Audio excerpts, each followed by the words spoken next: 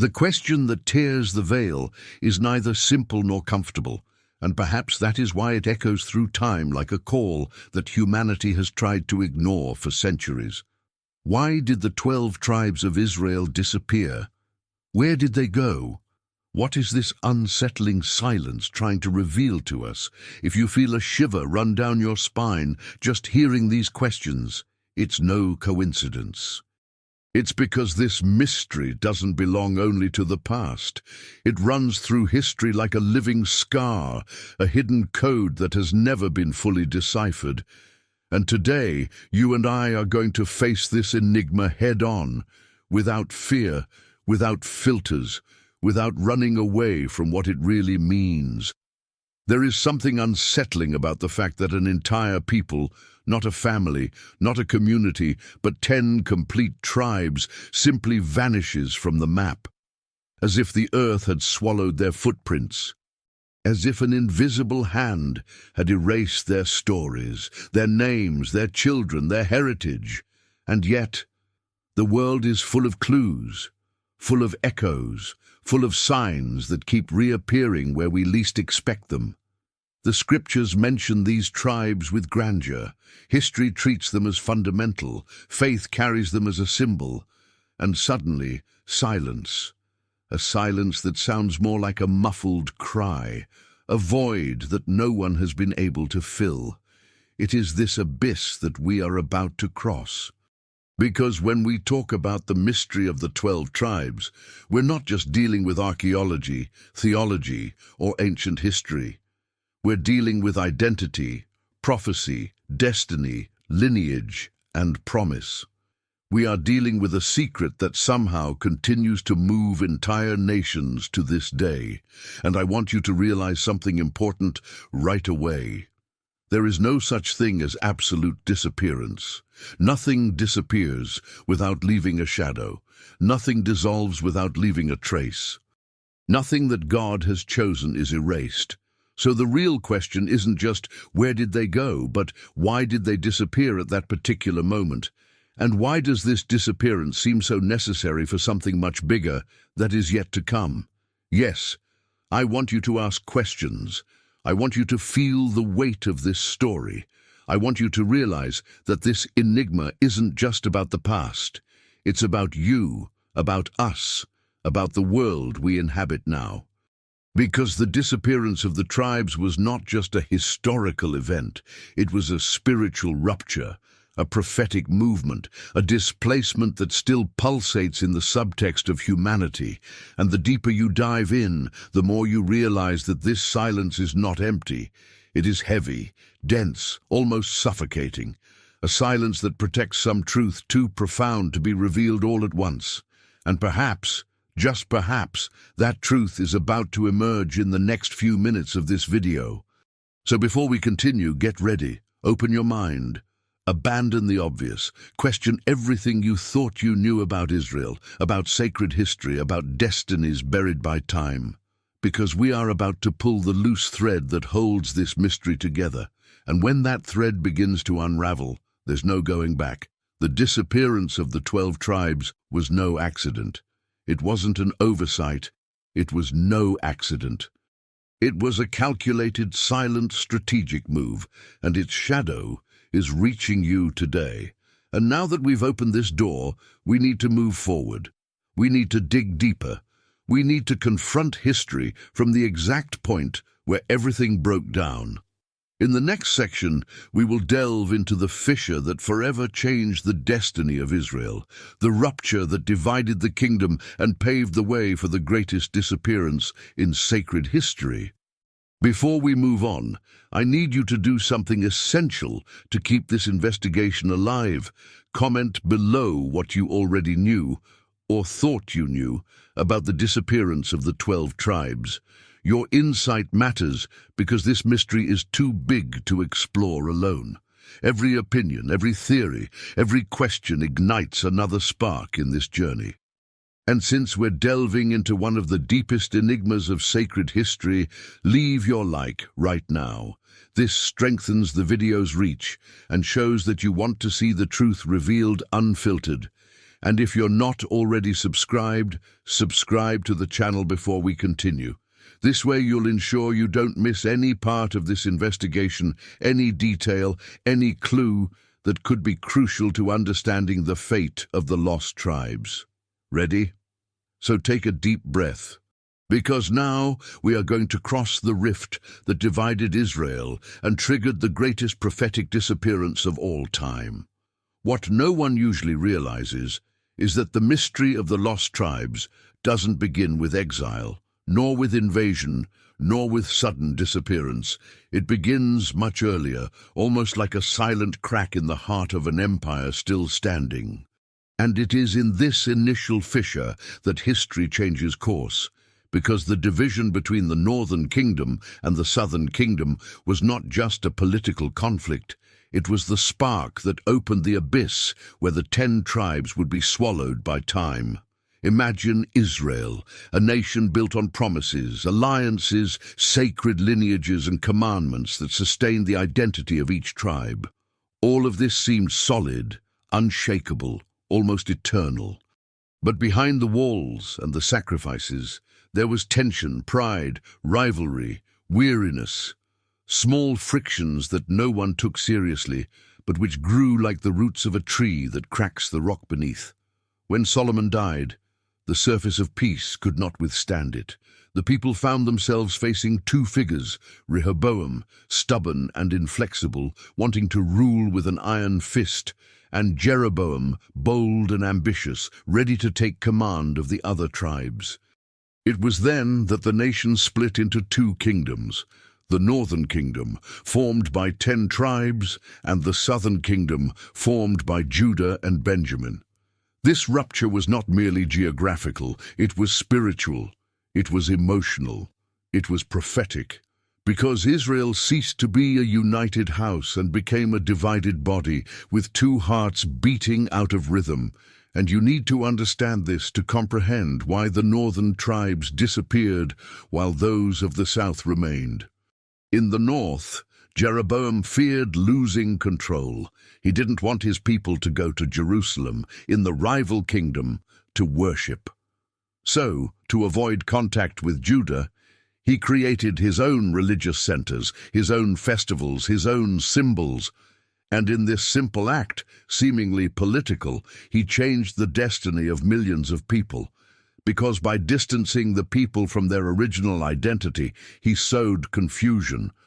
The tribes begin to lose their spiritual roots. They begin to mix with neighboring peoples. They begin to disconnect from the promise that defined who they were. The rupture between North and South was not just a territorial division, it was the gradual loss of identity.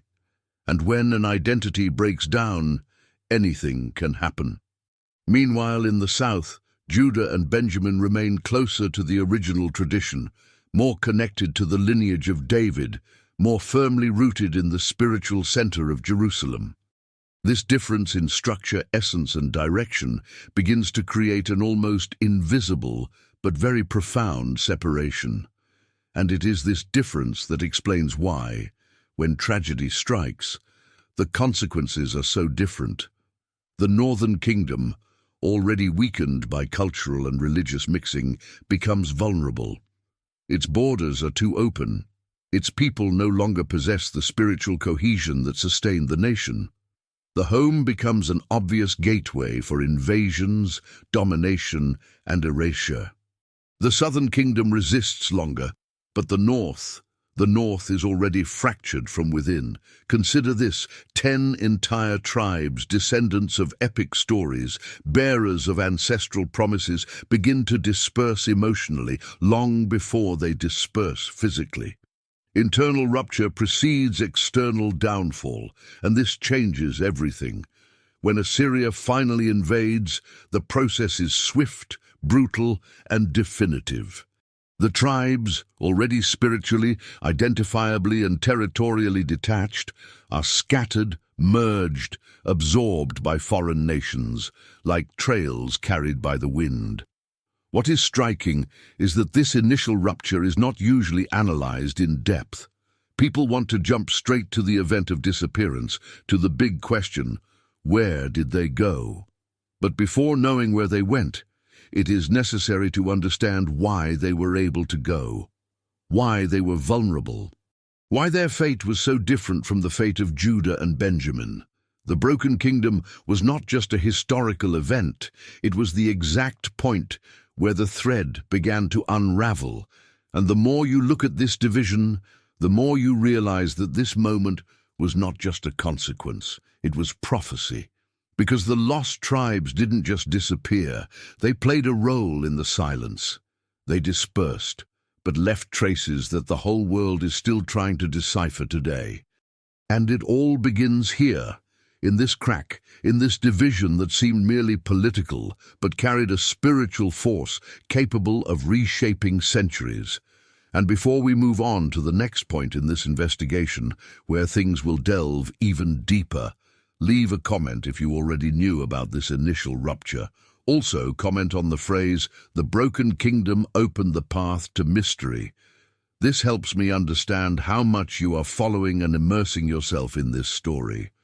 And get ready, because in the next section, we will enter the darkest part of this enigma, the exile that dragged 10 tribes off the map and into legends.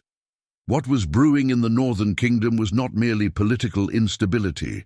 It was fertile ground for an impending tragedy. When Assyria appeared on the horizon, it did not come as a common enemy.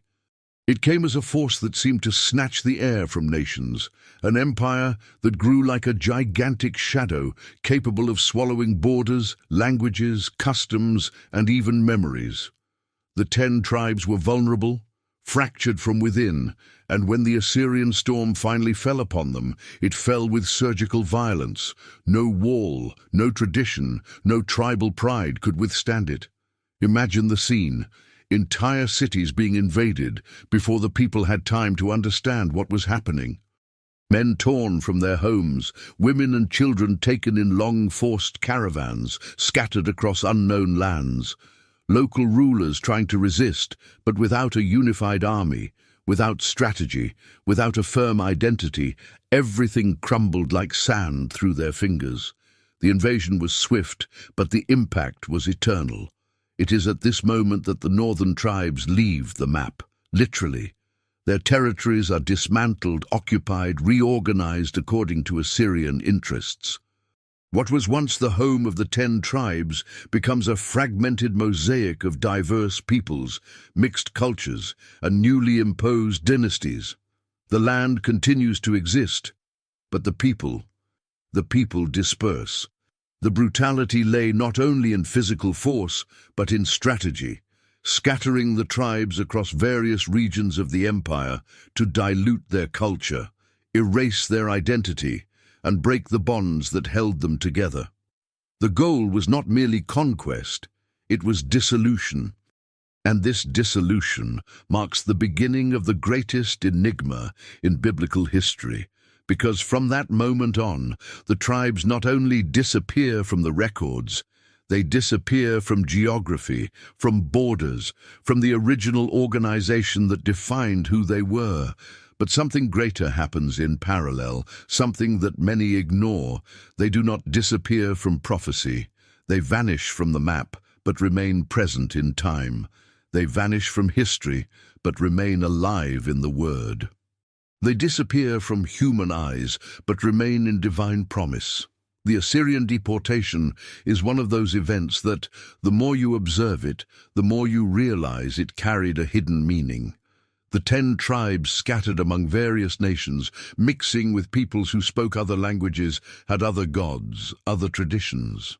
But even in this forced mixture, small traces, customs, symbols, and even memories persist silently, like embers hidden under ancient ashes.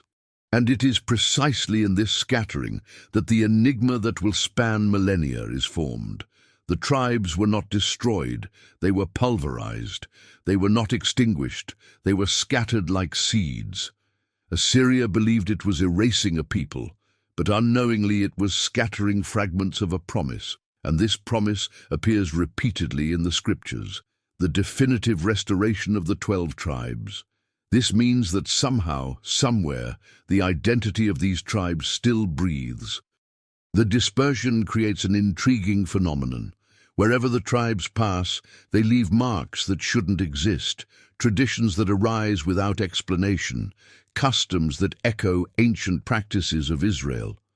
There are accounts of peoples who appear out of nowhere, with rituals strangely similar to the Hebrews. There are legends about groups that claim to descend from patriarchs they never knew. There are regions where ancient symbols resurface as if they had always belonged to that place.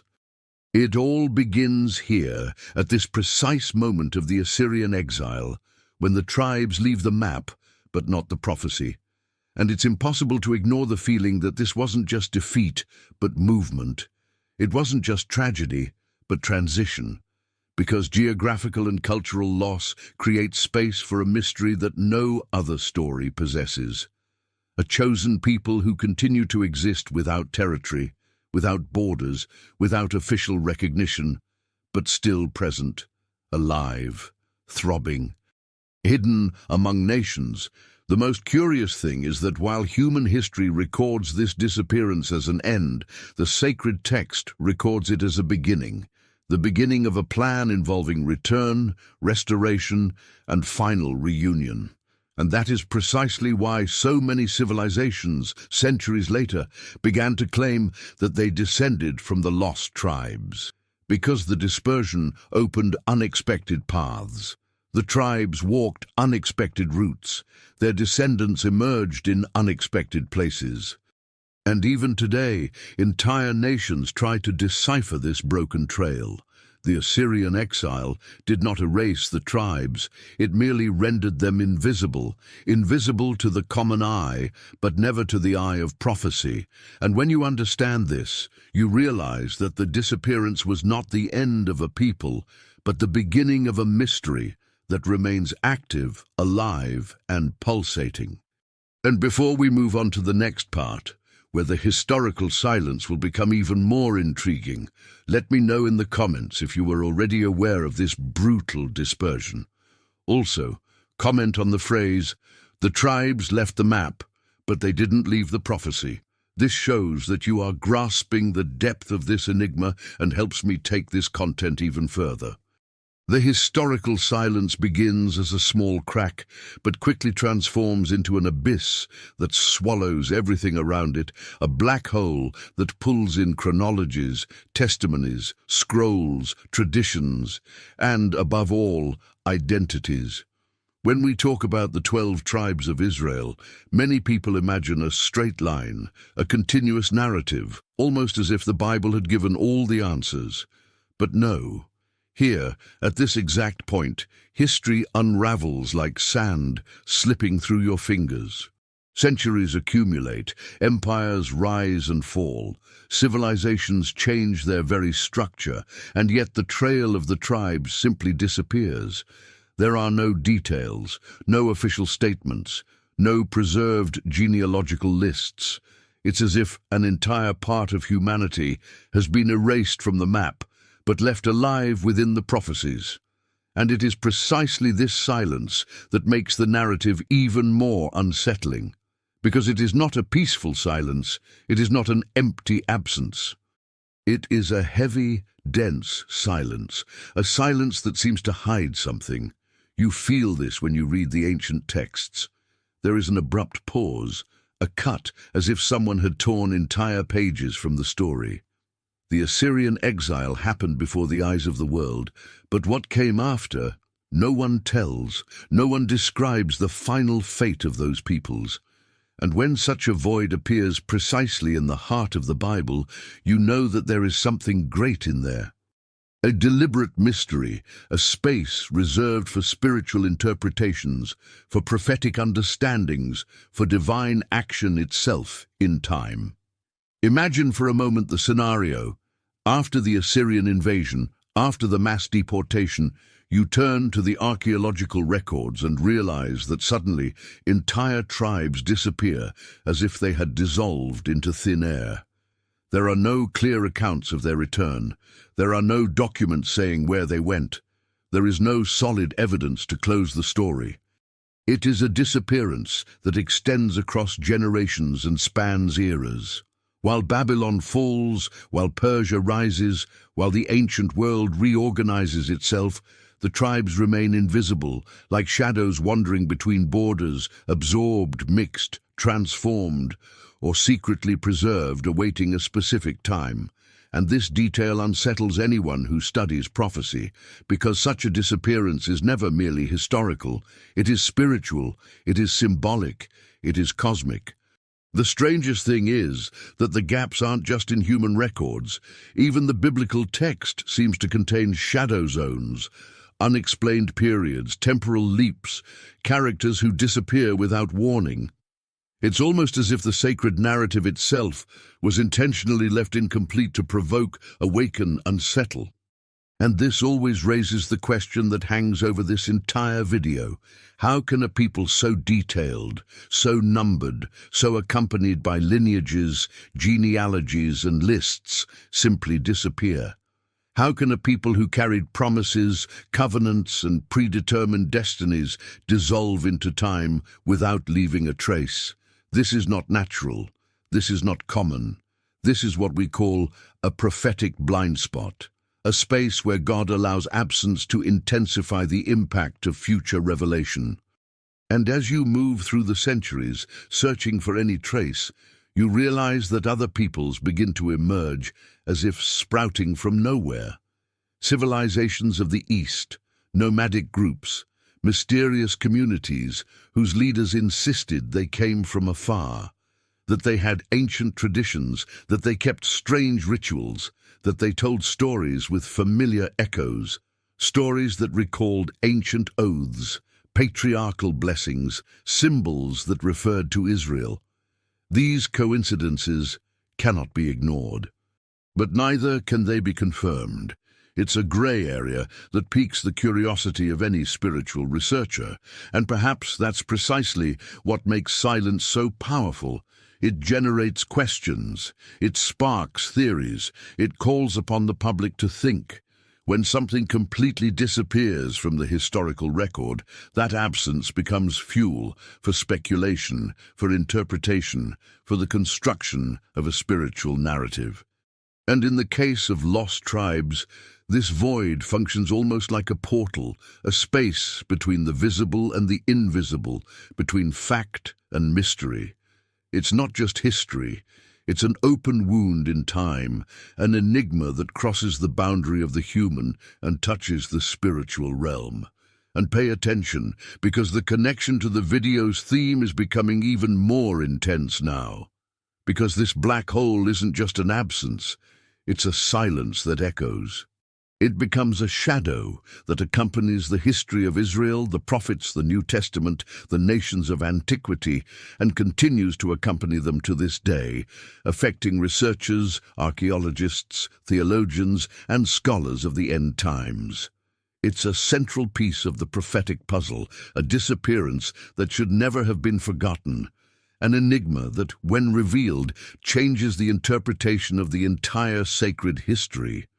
Before I move on to the next part, which will delve even deeper into this invisible timeline of the tribes, leave a comment below to let us know you've been following along.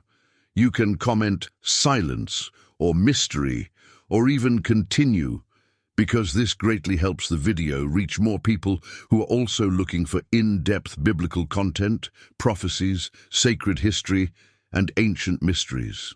Also, share your opinion on this disappearance and whether you believe the tribes were truly absorbed or preserved for something greater. This strengthens engagement and shows me that you're with me in this mystery. Prophecies begin to emerge like voices that traverse centuries, tearing the veil of this historical silence we have just traversed. Isaiah, Ezekiel, Jeremiah, each of them speaks as if seeing something beyond what ordinary eyes could see. They were not merely recording messages for their own time. They were signaling a distant future, a future that seemed impossible, a future where those who had disappeared, those who vanished into the vacuum of history, would be reunited. But here is the point that almost no one notices. When the prophets speak of return, restoration, reunion, they speak as if they were summoning someone who was no longer there. They speak to the absent. They cry out to people who had already become shadows. They prophesy to tribes that disappeared from the surface of the map, but never from the promises. This is where the narrative becomes even more intriguing. Because while Israel as a nation continued its journey, while Judah faced exiles, reconstructions, and new falls, these prophets draw an arc that seems to aim directly at the lost tribes. It's as if they were saying, "You will return." But return from where? Return from what forgotten corner? Return from what historical dissolution? These texts always carry an enormous spiritual weight because they don't make sense if you look only through the lens of what was happening at the time. They only make sense when you connect that to the disappearance we talked about before, to the black hole of history. Isaiah, for example, speaks of God gathering his people from the four corners of the earth, not just from Babylon. Ezekiel describes a restoration so broad, so global, so comprehensive, that if it were only about the return from the Babylonian exile, it would be a pointless exaggeration. Jeremiah speaks of days when God would bring back those who were scattered among the nations, and this plurality, this comprehensiveness, has always sparked an idea in the minds of scholars of the mystery. The Babylonian exile was to one place only, but the Assyrian exile? That scattered, that mixed, that tore the identity of the tribes into pieces scattered throughout the world. So when the prophets speak, you realize that there is something much greater behind the message. They weren't just talking about the house of Judah. They were talking about the house of Israel, the house that had vanished, the house that had dissolved. And the intensity of these prophecies has always left a profound impression. The idea that God has not forgotten the disappearance, that he had a plan to restore even what men have lost, because that is what makes the mystery of the lost tribes so fascinating. It is not just a historical enigma, it is a spiritual scar that the prophets insist on touching upon. They point to a time when what was scattered will be found again. What was mixed will be separated. What disappeared will be revealed. And this kind of language stirs anyone who studies eschatology, who delves into prophecies, who tries to understand the larger plot of sacred history, because it shows that the disappearance of the tribes was never just a political consequence. It was part of something bigger, something that is not yet finished. And when you follow the timeline, you realize that each prophet speaks differently, but they all agree on something. There is a future return that hasn't fully happened yet. There is a promised reunion that is still open. There is a prophetic reunion that still hovers in history, like a suspended promise. And this suggests something almost disturbing. Perhaps the lost tribes aren't so lost after all.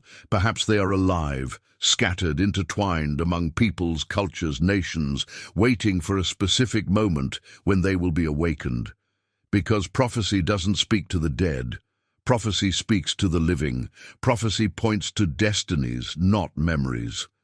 It's as if the narrative is calling us to realize that the mystery was never about where the tribes went, but about when they will be revealed again. Because in the biblical context, revelation always happens at the right time. Nothing is by chance. Nothing is lost without purpose. And if the prophets dedicated so many words to the return, the reunion, the restoration of Israel as a whole, and not just Judah, this means that this chapter is still ongoing, that the historical silence is not an end, but a plot twist, that the disappearance is not a final point, but a dramatic pause before an impressive return. And this return shakes everything up. Archaeology, history, spirituality, eschatology, the very identity of modern peoples, because if the tribes still exist in some form, even if diluted, even if dispersed, then part of the oldest prophecy is still moving, it's still pulsating, it's still breathing, and that's gigantic.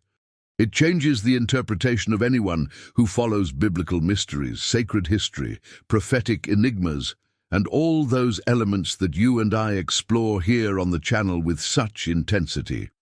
Before I move on to the next part, which will delve deeper into the spiritual impact of this prophetic return, I want you to leave a comment with a word that represents the feeling of this prophecy for you. It could be return, it could be promise, it could be revelation, any of these or even all of them together. This greatly helps the video reach more people who are also seeking biblical depth and ancient mysteries. When we delve into modern theories about the lost tribes, the scenario expands like a living map, breathing mystery on all sides. It's as if the entire world has been seized by a great impulse to search, as if history were restless, trying to solve an enigma that insists on traversing millennia without fully surrendering. And the most fascinating thing is that as we move through centuries of records, traditions, and migrations, we realize that every corner of the planet holds some echo, some memory, some suspicion that there may exist a shadow, a fragment, a remnant of the tribes of Israel that disappeared in the great silence of the Assyrian exile. And the more one studies, the stronger the feeling becomes. This mystery is not contained within a single territory. It spreads as the tribes themselves spread, through Central Asia, Africa, Europe, the Americas. In each region, different peoples claim some connection, some ancient bond, some lineage that has supposedly crossed generations and transformed, but never been completely erased. And this is profoundly symbolic, because it recalls exactly the prophetic logic we discussed before. That which has dispersed has not been lost. It has only multiplied into stories, cultures, customs, and memories that endure like an ember hidden beneath the ashes.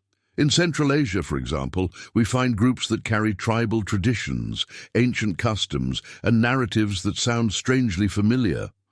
Stories of ancestors who supposedly came from a distant land, of a dispersal that marked the destiny of their peoples, of practices that echo, even if distorted, elements of ancient Semitic culture. Some of these peoples speak of migration syndromes, of forced transitions, as if they carried on their skin an ancestral trauma that has never been fully explained. And it is curious to observe how, even without complete documentary evidence, oral traditions persist as a living trail, pointing to a past that insists on not dying. In Africa, the narrative gains even more strength. Several African tribes preserve rituals reminiscent of Hebrew practices, customs aligned with Old Testament traditions, and festivals that carry a curiously parallel identity. What's most intriguing is that these traditions emerge in isolated communities, far removed from common roots of cultural influence. It's as if a small spark from these lost tribes had crossed deserts, wars, and centuries to remain there, hidden, silent, yet present. Every corner holds a clue, every ritual holds a memory, every legend holds a suspicion. And suddenly, you understand that this mystery is not a fragment of the past. It is alive. In Europe, the theories become almost labyrinthine. Peoples who migrated north, groups that settled among mountains and valleys, communities that emerged with hybrid traditions. All this fuels the hypothesis that part of the tribes may have dissolved in large migratory movements that occurred after the exile. And this type of investigative line stirs the mind of anyone who studies sacred history, because it shows how the disappearance may have been, in fact, a camouflaged transformation. Something that ceased to exist as a tribe, to exist as a mixed, integrated, metamorphosed people.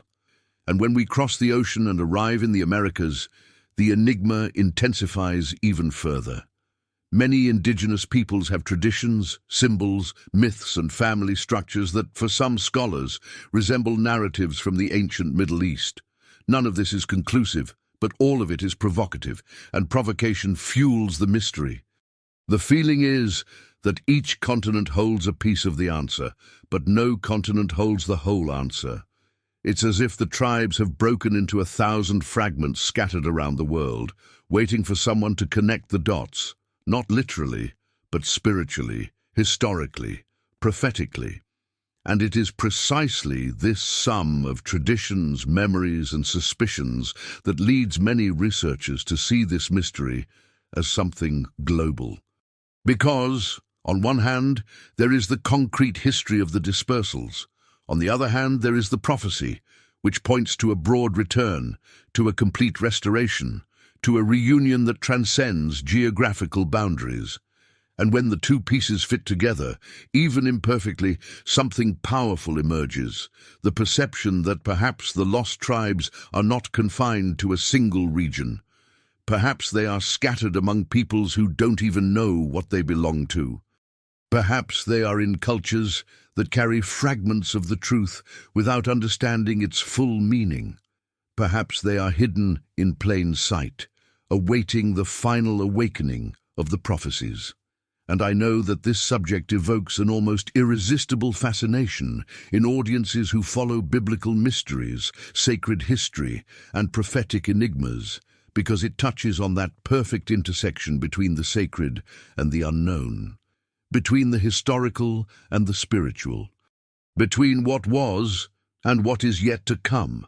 And this keeps the narrative alive, pulsating, moving forward, inviting the viewer to delve deeper into every detail. Before we move on to the next part, which will explore one of the most impactful aspects of this enigma, I want you to leave a simple comment. I want to find out. Put that there to show you're with me on this investigation. This not only strengthens our engagement, but also helps the video reach more people who are also seeking to decipher the great mysteries of the Bible and prophecy. When we arrive at the archaeological clues related to the lost tribes, we enter an even more unsettling, dense, and provocative territory, because here we are not talking only about theories, oral accounts, or cultural traditions. We are talking about something that touches the material, the concrete, the tangible. We are talking about fragments that shouldn't exist, but do. Objects, inscriptions, symbols, and tribal narratives so disconnected from each other, so scattered across the world, that they seem like seeds of a history that stubbornly survives despite time, despite distances, despite ruins. And it is this silent survival that reveals a profound trait of this mystery. The tribes may have vanished from the map, but they did not disappear from the world. What's most intriguing is that many of these archaeological clues appear in unexpected places, almost as if someone had left crumbs of a gigantic map begging to be reconstructed. There are ancient inscriptions that bear Semitic symbols mixed with local elements, as if a foreign group had passed through, left marks, influenced artisans, and recorded names that are completely out of step with the dominant culture. And when these findings are compared with biblical records, echoes, parallels, and coincidences emerge that are too strong to ignore. But perhaps what is most striking are the tribal legends, stories that survived among isolated peoples, passed down through generations who never had direct contact with the Hebrew tradition. In some of these legends we find mentions of a people who came from a distant land, fleeing a great invasion, carrying with them a single god, written laws, and specific rituals. These narratives appear in distant Asia, in mountainous regions, in rural tribes of Africa, and among indigenous peoples living thousands of kilometers from the Middle East. And the pattern repeats itself: flight, dispersion, monotheistic faith, and rites that closely resemble the ancient commandments. And this kind of thing intrigues any scholar of biblical mysteries, because we're not talking about isolated coincidences. We're talking about pieces that, when placed side by side, form a larger pattern, a pattern that always seems to point to the same thing. The tribes did disperse, yes, but they didn't disappear. They mixed, left marks, crossed mountains, crossed seas, entered hostile territories, and survived in silence. And this silence, when observed closely, reveals another layer of the enigma. It was never complete silence. It was a whisper, and this whisper is spread throughout the world. Another fascinating point is certain symbols that have appeared in archaeological excavations and that resemble patterns from ancient Hebrew iconography. Not enough to directly affirm identity, of course, but enough to raise an eyebrow. In some places, we find stylized six-pointed stars, but with local elements. In others, we find handprints similar to ancient protective inscriptions used in the Middle East. There are even regions with signs of dietary practices that strangely align with ancient customs of Mosaic law. And it is this type of fragment that intrigues. They are not proofs, but they are clues. They don't confirm, but they provoke. They don't explain, but they call. And when we combine these fragments with oral traditions and modern theories, the picture begins to take on a different form. The feeling is that the tribes did not disappear abruptly.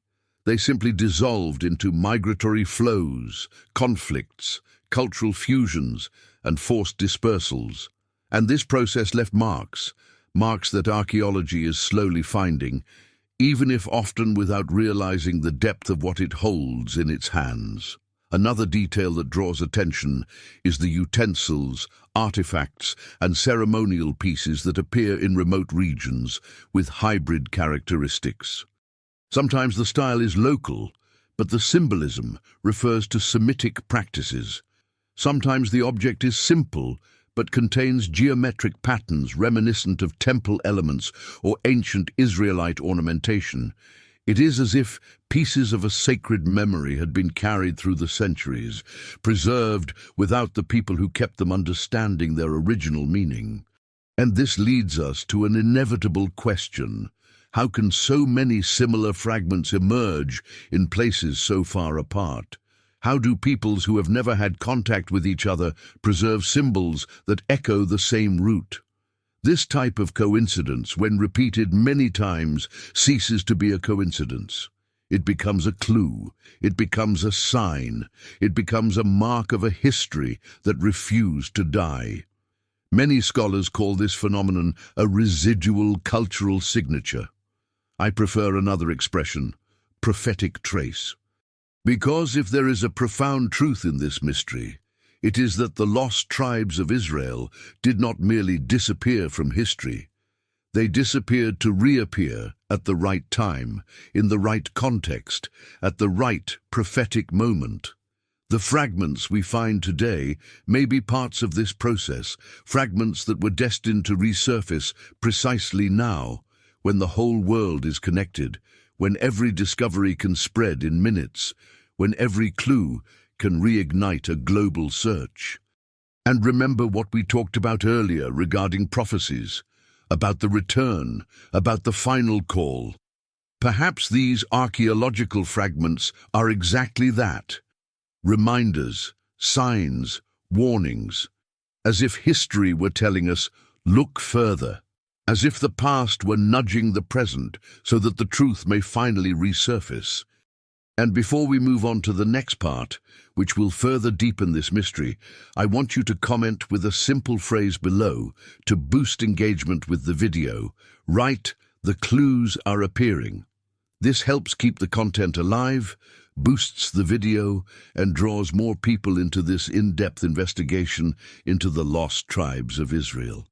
The perception that the tribes did not simply disappear, but went through a profound transition process, completely changes the landscape. When we view this disappearance not as a void, but as a prophetic shadow projected throughout history, everything begins to take on a different form, a different density, a different spiritual weight. It is as if the very silence of the tribes had become a message, a kind of code that only gains clarity when observed in the light of revelation, eschatology, and the divine patterns that repeat themselves in human history. Because nothing that the eternal does ends in dissolution, it ends in fulfillment, and this is the key that many ignore. The physical disappearance may have happened, but the prophetic disappearance, never. This absence became a stage for something greater, as if each tribe had been scattered with the intention of leaving seeds, echoes, spiritual traces that would appear at the exact moments in history to remind the world that the promise has not died. And when we look at this phenomenon with spiritual eyes, we realize that the dispersal of the tribes functions as a kind of metaphor for humanity itself. A people torn from their land, thrown among nations, absorbed by foreign cultures, adapted by force, and yet carrying within themselves a spark that never goes out. This image resonates far beyond the historical field. It touches the core of prophecy. Because if the tribes were scattered to the four corners of the world, then it makes sense that their identity was fragmented into thousands of small traditions, customs, rituals, beliefs, and discrete marks that survived in the most unlikely places. As if the spiritual DNA of these tribes had been blown across the entire map of the world, awaiting the time of revelation. And this creates a fascinating mystical layer. Perhaps the question is not where the tribes ended up, but where they manifest themselves now. In cultural traits, in myths, in symbols, in peoples whose past seems to carry something that shouldn't be there. This spiritual perspective opens the door to considering that the disappearance of the tribes is not merely a historical mystery, but a movement orchestrated to affect future generations. The Bible is full of instances where God conceals something for a time to reveal it at the right moment. The ark, the tabernacle, the prophetic cycles, the periods of silence among the prophets. Everything follows this pattern. Why would it be different with the tribes? Their absence creates a space charged with expectation. The entire world becomes the stage for a return that, before being physical, needs to be recognized spiritually. As if the very concept of the lost tribe were a living parable, a reminder that while the world forgets, God does not forget. While history ignores, the plan continues to advance. And while archaeologists and scholars search for concrete evidence, perhaps the evidence lies, in fact, in the spiritual fabric that underpins entire cultures. That's why some scholars see the tribes as a representation of scattered humanity, while others see them as a sign of the remnant that reappears at the end of times. And when one observes the prophecies more carefully, one realizes that many of those words speak not only of a literal return, but of an awakening of identity, of covenant, of spiritual consciousness. As if the true return of the tribes were a process that begins within people before manifesting in the physical world. And this elevates the discussion to another level, because it makes the viewer realize that this theme is not just about geography, archaeology, or ancient history. It's about purpose, it's about destiny, it's about the light that remains hidden until the right moment arrives, transforming what seemed forgotten into something indispensable. This spiritual reading also raises a question that troubles those who follow prophecies and signs of the times. If the tribes were scattered among the nations, then where are they acting now? Are they influencing entire cultural lines without anyone realizing it? Are they mixed in with peoples we would never imagine? Are they preserving part of their identity in humble, distant, almost erased traditions? And further, could some spiritual characteristics such as zeal, resilience, prophetic, perception, thirst for justice, or inclination towards the search for the divine be echoes of this lost tribal identity, not as biological genetics, but as spiritual resonance? This possibility is intriguing because it allows each people in the world to become a potential repository of some fragment of this hidden plan. And when you analyze history from this perspective, you begin to notice strange patterns. Peoples who emerge from nowhere with extremely ancient customs. Traditions that seem to have Hebrew roots, but which shouldn't exist in certain regions. Beliefs about a single God in cultures that theoretically never had contact with monotheism. Purification rituals, signs, symbols, narratives that resemble echoes of biblical stories, but which appear in places too distant to be a coincidence. It's as if the planet has been sprinkled with traces of a people that no one can fully track. And this transforms the search for the tribes into something that transcends academic logic and invades the territory of the invisible, the spiritual, the prophetic. This prophetic shadow of the tribes also serves as a warning, because their disappearance reminds us of how human history can swallow entire identities when they stray from their spiritual origin.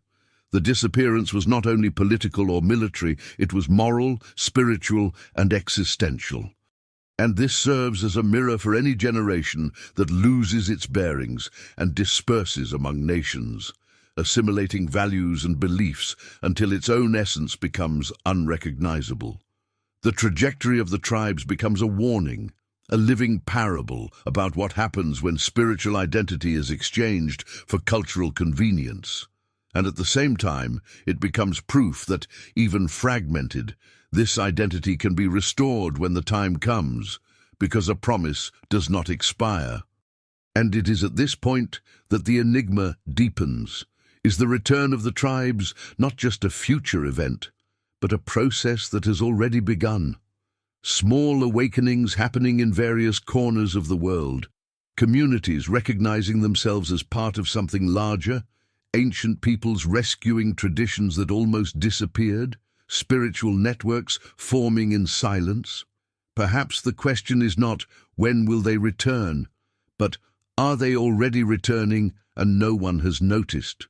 This possibility is unsettling because it forces the viewer to question their own position within this great prophetic mosaic. It forces them to consider whether, in some way, this shadow also touches their life, their history, their faith. If you notice these connections and feel that this theme touches something deep within you, leave a comment with a word that reveals you're truly following along.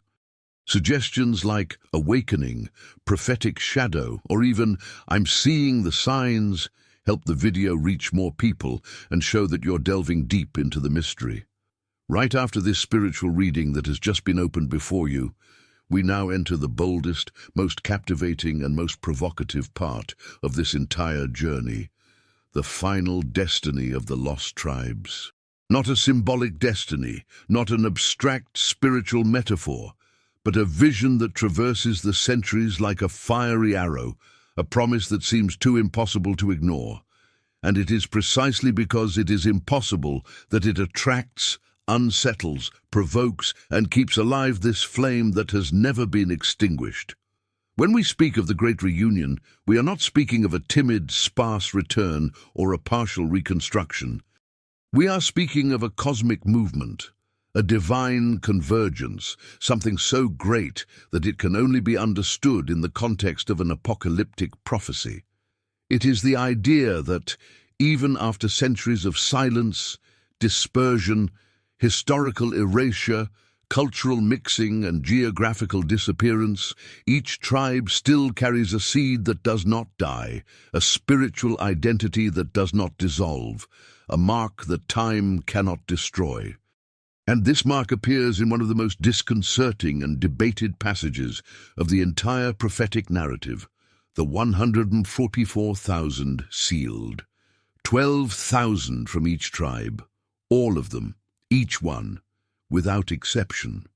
That's where the paradox explodes: how to reunite what the whole world believes is lost, how to identify what was scattered across continents, civilizations, wars, and eras.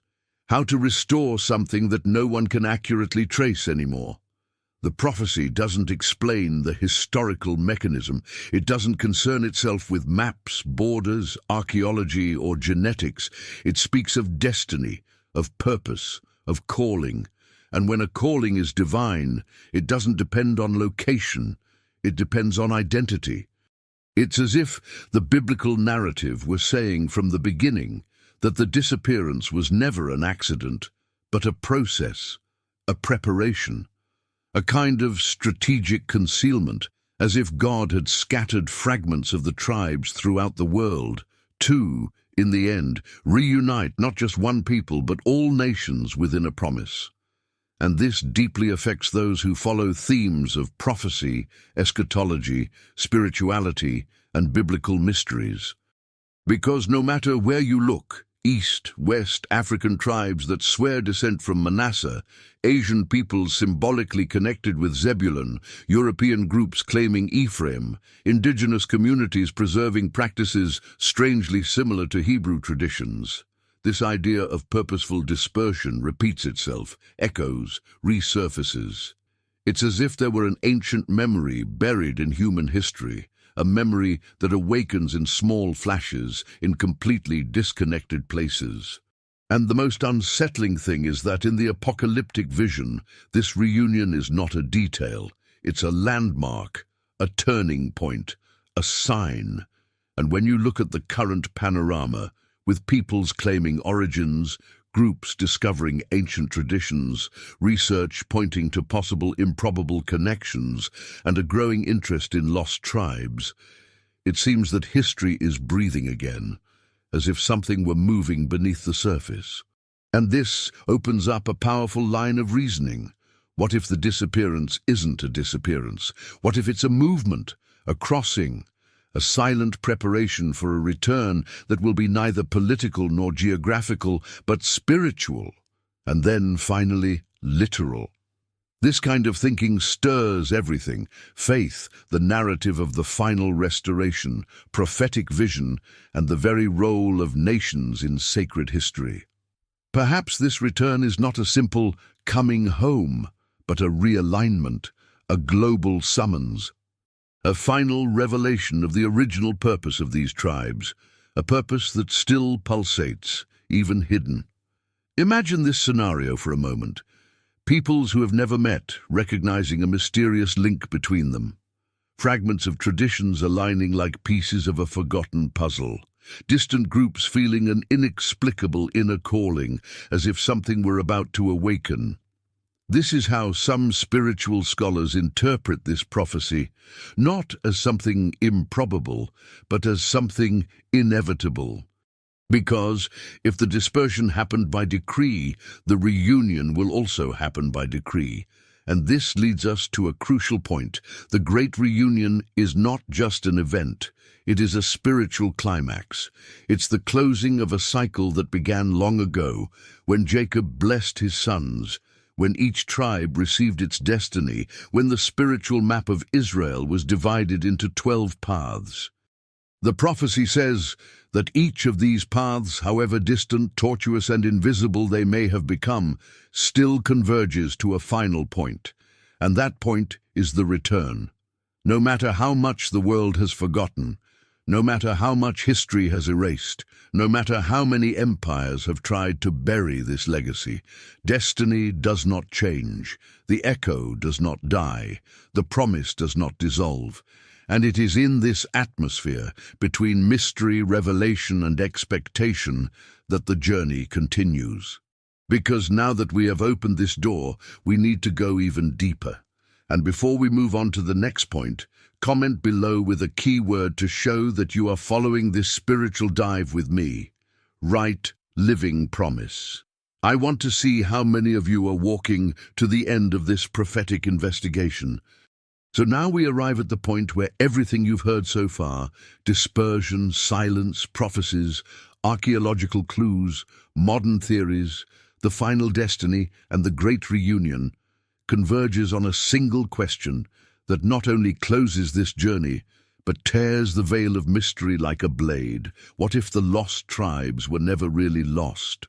What if the whole world, without realizing it, has been walking side by side with direct descendants of this enigma, mixed among peoples, cultures, nations, and histories that we consider common, banal, even predictable? This is the question that stains the silence, because it forces anyone who knows these biblical mysteries to rethink everything: identity, origin, destiny, prophecy, spirituality, purpose. Suddenly, what seemed like an absolute disappearance becomes a mirror. An uncomfortable mirror, because it places us before an almost forbidden possibility that you have already crossed paths with someone from a lost tribe of Israel without having the slightest idea. Perhaps on the crowded subway, perhaps in that remote village where no one imagines that an ancient promise still breathes, perhaps in the supermarket queue, behind someone carrying a story that dates back to Jacob. Perhaps in communities that preserve mysterious customs without knowing where they came from, or even within your own family, without anyone realizing that a spiritual fragment has silently crossed generations. And this is where the mystery becomes personal. Because when we talk about lost tribes, we're not just talking about ancient peoples who disappeared into the deserts of history. We're talking about destiny, spiritual lineage, invisible marks that travel through the human soul much more than through geography. That's why this theme fascinates so many scholars, so many spiritualists, so many people passionate about prophecy. Because it stirs up that unsettling feeling that the divine plan doesn't run out, doesn't fail, and isn't lost, even when everything seems extinguished. It's a story that continues to breathe beneath the surface of the modern world, as if there were an underground current guiding millions of people without them realizing they are part of a much larger puzzle. And perhaps this explains why in so many distant places, from the interior of Africa to isolated valleys of Asia, from European villages to tribes of the Americas, traditions emerge that echo very ancient biblical practices, rituals that seem out of place, symbols that don't match the surrounding culture, genealogies that traverse time in an almost impossible way. Many believe that these signs are not coincidence, but fragments of a spiritual heritage scattered like seeds in the wind, waiting for the right time to bloom again. And when we place this within the prophetic vision, within the divine plan, within the eschatological line that speaks of restoration, of reunion, of final convocation, the question becomes even more weighty. If these tribes are scattered throughout the world, living ordinary lives, mixed among populations that don't even imagine their origin, what will this reunion be like? What will this final revelation be like? Will it be a spiritual awakening, an invisible calling, an identification that transcends documents and genealogies? Or will it be a global movement so unexpected that it will take everyone by surprise? And at this point in the video, you who have been watching until the end already realize that this question is not theoretical. It touches on the very notion of spiritual identity, because if the dispersion was part of the plan, the reunion will be too. And if the reunion is certain, it needs to start somewhere. Perhaps from within, like an intuition, a calling, a feeling of belonging that doesn't make rational sense, but vibrates deeply, as if someone were playing an ancient string that never broke. And then another reflection arises that many people avoid, but that needs to be said. What if some people, even without knowing it, carry within themselves traces, fragments, spiritual codes of the lost tribes? Not in the limited ethnic sense, but in the prophetic sense, in the sense of purpose, in the sense of the promise that transcends generations. This opens up a whole field of spiritual possibilities for those who truly delve into the scriptures, the biblical mysteries, the prophetic patterns, the echoes that repeat themselves from era to era. Suddenly, the modern world ceases to be merely a map of nations and becomes a prophetic chessboard. Each person becomes a potential point in a hidden lineage. Each culture may hold a lost thread. Each symbol may be a clue that no one has noticed. And when we look at the global scene, conflicts, migrations, spiritual awakenings, peoples connecting with ancient traditions, it seems we are living in exactly the kind of environment where forgotten mysteries are beginning to resurface. And you feel it. That feeling that something big is moving, as if ancient layers are being lifted before your eyes. That's why this final question is not just provocative, it's transformative. Because it turns to you and says, what if these tribes are still walking the world? What if they were never completely lost? What if some of them are closer than you imagine? Have you ever crossed paths with someone from a lost tribe of Israel without realizing it? This is where I want you to comment with something specific, because this will measure who really stayed until the end of this deep dive. Write the phrase, "I walk among mysteries," in the comments. I want to see who stayed, who understood, and who is ready to continue exploring this universe of prophecies, hidden lineages, and spiritual destiny.